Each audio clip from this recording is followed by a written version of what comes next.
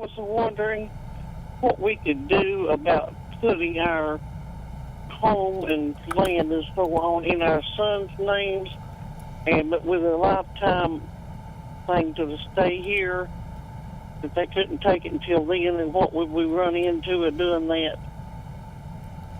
Well, it sounds like a life estate, right? So could you repeat the question to me, just so I can make sure? It sounded like she was concerned about putting land and coal interest to preserve those for her kids. So a lot of that can be handled in a traditional will. You can bequest those things to your heirs or your children or whoever you want, really.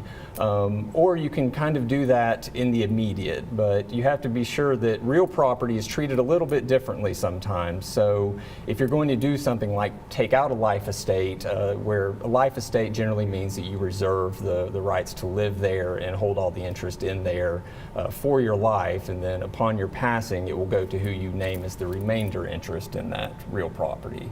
That's probably a good, safe way of doing it, considering there's no extra circumstances there. Is that something that they would need to contact a lawyer about, or could they write it up themselves? When we're talking about real property, I would not do it yourself. Okay. You're talking about doing deed work specific to the county or even the state that it's in, and it's always very important that you do that correctly the first time. Right, and that's where you come in.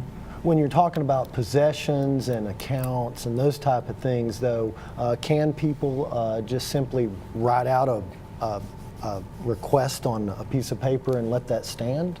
I don't ever recommend that. Sometimes the question is, can you do it or should you do it?